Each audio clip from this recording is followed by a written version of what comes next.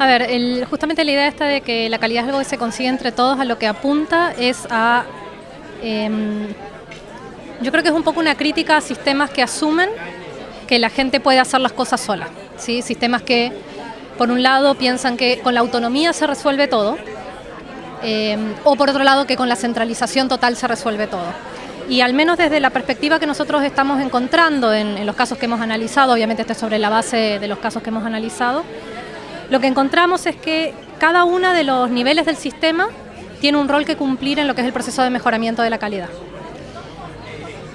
Cada uno de estos niveles tiene el rol, obviamente, de mejorar el proceso que ellos mismos hacen. Entonces, las escuelas, justamente, el propio procesos de autoevaluación, por ejemplo, de la tarea escolar, procesos de análisis de los datos que tienen las escuelas para justamente poder mejorar. Entonces, justamente, desde el punto de vista primero de las escuelas, ¿sí?, de la tarea que ellos mismos tienen que hacer para poder mejorar, que tiene que ver mucho con el autoanálisis, con poder identificar qué es lo que no me está saliendo bien.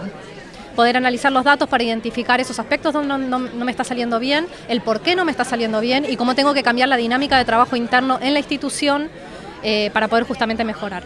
Pero en paralelo a eso, justamente la idea esta que estamos proponiendo nosotros a raíz del estudio tiene que ver con que la escuela sola no siempre puede. O sea, la gente en general mejora solamente en la medida de las capacidades que ella tiene. Y llega un momento en que uno llega a un techo. Una vez que se llega a ese techo, se suele necesitar un poco de apoyo externo, de alguien que lo hizo diferente, que se encontró con una situación similar y lo resolvió de una manera que a mí no se me ha ocurrido resolver, que contaba quizás con otros recursos que yo no tenía pero que puedo buscar.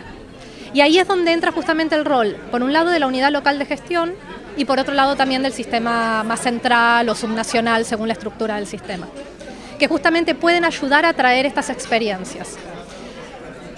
Esto en general, en algunos sistemas, se hace justamente a través del trabajo en redes. Entonces, se organizan redes escolares, donde dentro de una misma unidad local de gestión, acompañado con un equipo de la propia unidad local de gestión, ¿sí?, se arma un conjunto de escuelas que tienen alguna característica similar. Por ejemplo, me invento, no están pudiendo mejorar en matemática de segundo grado.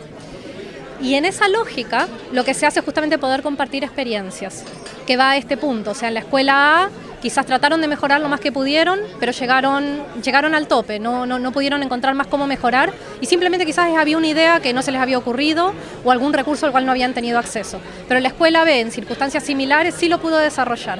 Y es justamente ese traspaso de experiencias lo que en los sistemas que hemos estudiado es... El rol de la unidad local de gestión es facilitar ese traspaso de experiencias entre las propias unidades. Totalmente de acuerdo. De hecho, justamente esa es una de las preguntas que más recibimos cuando presentamos este estudio en países de América Latina, porque de hecho nosotros nos hemos enfocado en sistemas educativos, entre comillas, que funcionan bien, ¿no? Entonces, cuando uno ve el embudo que presenté, claro, las escuelas que están en situación de mayor riesgo o en estado crítico, qué sé yo, en Massachusetts son un 5%, en Ontario estamos hablando de un 20%, pero cuando uno piensa justamente en sistemas como los de América Latina, estamos hablando de que el 70% de las escuelas a veces no llegan a un nivel de rendimiento mínimo que uno podría requerir. Respecto de eso hay dos temas que me interesaría tocar. Uno que tiene que ver con que justamente estos niveles son niveles que son relativos, o sea, en el fondo es simplemente una forma de entrarle al problema. Uno puede decir, en el caso de América Latina, uno podría decir están las escuelas que están mal y las que están muy mal y las que están pésimo. Quizás no tenemos las que estén muy bien o las que estén muy bien son muy poquitas. Pero el principio sigue siendo el mismo, o sea, nos enfocamos primero en los que están peor de todo. Y es simplemente una cuestión de asumir que los recursos no necesariamente son ilimitados, que lo que tenemos es lo que tenemos, que obviamente siempre se puede conseguir un poquito más, pero hay un límite también a eso. Y en el fondo es una focalización de los recursos en aquellos que están en peor circunstancia. Entonces eso por un lado.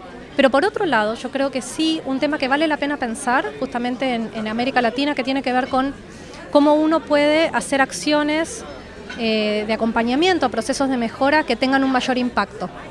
La entrada que quizás yo le daría, y que creo que es una entrada que vale la pena considerar, es entrando no tanto por el acompañamiento directo a instituciones escolares, sino justamente en favorecer este liderazgo intermedio, o sea, el liderazgo a nivel de las unidades locales de gestión, porque eso te da un poco en esta idea fractal que se presentó un poquito más temprano hoy, te da mayor llegada en la medida que uno, digamos, gestione la generación de capacidades en los niveles que estén un poquitito más altos.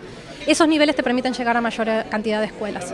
Entonces, en sistemas que están en situación muy crítica, quizás esa pueda ser una entrada que vale la pena considerar.